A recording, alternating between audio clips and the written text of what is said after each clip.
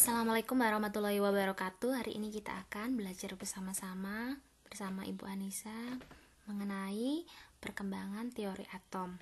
Nah, di sini kita sudah bisa melihat ya berbagai para tokoh yang mengemukakan perkembangan teori atom ya. Mengapa kita harus mempelajari teori atom? Nah, kira-kira kenapa ya? Nah, pada zaman dulu, sebelum dikemukakan adanya istilah atom, ada pencetus dari istilah atom itu sendiri, yaitu adalah Demokritus. Menurut Demokritus, materi di alam semesta tersusun atas partikel-partikel kecil. Akan tetapi, Demokritus ini dia belum mengemukakan istilah atom. Siapakah yang mengemukakan istilah atom yang pertama? Kira-kira siapa ya? Nah, menurut perkembangan teori atom dimulai dari John Dalton ya. Ini teori atom menurut Dalton, kemudian berkembang ya. Dilanjutkan dengan teori atom menurut J.J. Thomson, kemudian dilanjutkan lagi model atom Rutherford ini. Kemudian dilanjutkan lagi model atom Niels Bohr, dan yang sekarang kita gunakan yang terakhir adalah model atom kuantum. Oke, kita bahas yang pertama terlebih dahulu. Nah, tadi yang mengemukakan istilah atom yang pertama itu adalah John Dalton. Maka John Dalton dipanggil juga sebagai bapak atom. John Dalton ini dia bereksperimennya atau mengemukakan tentang teori atomnya itu pada tahun 1800-an ya. Nah, menurut Dalton, atom adalah bola pecel yang padat. Sudah tidak bisa dibagi lagi. Nah, menurut Bapak Dalton ini, Bapak atom kita, atom itu seperti bola bentuknya. Ya, padat, tidak ada isinya gitu ya. Nah, setiap materi terdiri dari atom menurut John Dalton. Nah, John Dalton sendiri zaman dahulu itu menuliskan oksigen simbolnya seperti ini, sulfur seperti ini, ya. Jadi pada zaman Dalton itu banyak unsur-unsur yang belum ditemukan namanya, ya, belum diketahui namanya. Seiring dengan perkembangan, semuanya diberikan nama masing-masing, ya. Jadi ini simbol elemen teori pada atom Dalton yang pada masa itu sudah diketahui. Contohnya hidrogen, kemudian karbon, oksigen, ya, dan lain sebagainya yang kalian bisa lihat di sini. Kemudian Joseph John Thomson atau disingkat dengan biasanya J.J. Thomson ini membantah dari postulat Dalton. Postulat itu hal yang dikemukakan oleh Dalton, ya. Nah, ini merupakan gambar dari atom menurut J.J. Thomson. Ini Bapak J.J. Thomson ya. Fotonya seperti ini. Nah, menurut J.J. Thomson, setiap atom mempunyai muatan positif dan negatif. Nah, secara keseluruhan bersifat netral. Jadi kalau positifnya ada 1, negatifnya ada 1. Kalau positifnya ada 2, negatifnya ada 2, dan seterusnya. Jadi keseluruhannya bersifat netral. Nah, Thomson ini mengemukakan mengenai teori atom tidak asal ya. Jadi dia melakukan percobaan. Ilmuwan-ilmuwan yang mengemukakan teori atom itu semuanya melakukan percobaan. Nah, pada J.J. Thomson ini dia menggunakan tabung sinar katoda. Jadi dia membuat tabung ya disinari dengan berkas sinar katoda seperti ini ya, dan diberikan tegangan tinggi. Apa yang terjadi?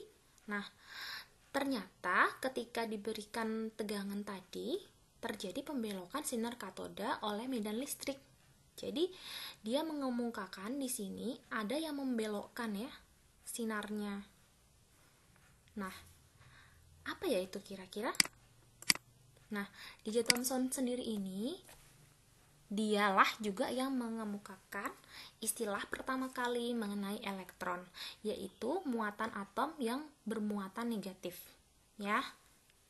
Kalau digambarkan pada zaman itu menurut J.J. Thomson ya, seperti roti kismis. Itu kalau di Eropa. Mungkin kalau di Eropa itu ada roti yang di dalamnya ini itu bermuatan positif, dan kismis ini adalah elektron yang tersebar di dalamnya atau di luarnya ya. Kalau di Indonesia, kalau ibu gambarkan, dia seperti onde-onde ya, bulat, kemudian di luarnya terdapat muatan atom yang bermuatan negatif ya. Jadi wijen-wijen yang di luarnya ini adalah elektron gitu ya. Yang ketiga ada Ernest Rutherford. Ini fotonya Pak Ernest Rutherford ya. Ernest Rutherford juga mengemukakan percobaan sinar alfa. Jadi dia juga mengemukakan teori atom untuk membantah ya postulat-postulat sebelumnya. Dia menggunakan percobaan sinar alfa ini dengan menembaki lempeng logam yang sangat tipis dengan sinar alfa. Ya, apa lempeng logam yang ditembaki? Dia menembaki platina, ya, itu merupakan logam, kemudian emas dan tembaga. Nah, ini menurut Rutherford ya, jadi atom itu intinya bermuatan positif dan elektronnya mengelilinginya. Berbeda dengan yang punyanya si J.J. Thomson tadi, dia hanya tersebar di luarnya tapi tidak mengelilingi. Kalau menurut Rutherford ya, jadi atom itu muatannya positif dan ada elektron yang mengelilinginya. Nah, menurut Rutherford, atom tersusun dari inti bermuatan positif dan elektron beredar mengelilinginya. Nah, inti atom bermuatan positif karena mengandung proton. Walaupun demikian, bukan Rutherford yang menemukan proton ya. Nanti kita pelajari lagi siapa ya yang mengemukakan.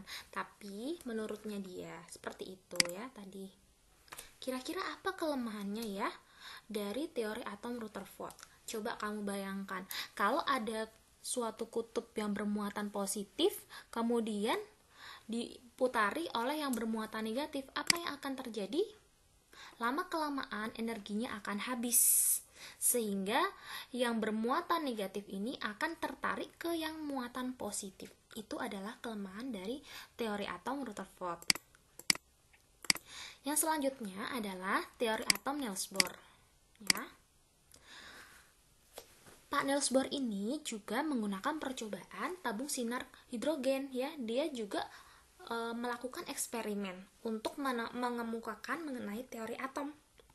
Nah, dia menggunakan tabung sinar hidrogen ini, ternyata hasilnya gas yang terkena aliran listrik memancarkan cahaya berupa gelombang yang berwarna-warni. Ya, jadi ini ada violet, ada biru, ada merah seperti itu ya, Nak ya. Nah, menurut Bohr, setiap inti atom memiliki elektron dengan energi bertingkat-tingkat. Jadi dia menyempurnakan adanya teori atom Rutherford tadi. Ya, kalau Rutherford tadi kan tidak memiliki tingkatan-tingkatan, tapi kalau di teori atom Bohr itu sudah ada tingkatan-tingkatannya. Nah, tingkatan-tingkatan ini berbentuk lintasan ini ya disebut dengan kulit atom. Ya, atau bisa juga dengan orbital. Dengan simbol N. Ya. Dia bentuknya seperti jari-jari gitu ya, Nak ya. Nah, kulit pada Bohr itu dimulai dari N sama dengan 1, itu kulit K ya ini. Ini merupakan model atom Bohr. Jadi ada inti atom sama seperti yang dikemukakan oleh Rutherford, intinya bermuatan positif, terdapat proton di dalamnya ya, di dalam inti atom, kemudian elektronnya berputar dengan lintasan-lintasan tertentu. Ya, ini kulit yang pertama, kulit K, kulit yang kedua, kulit N, kulit L, maaf ya. Itu kulit yang kedua, kulit yang ketiga K, L, M ya, M, kulit yang ketiga M gitu dan seterusnya.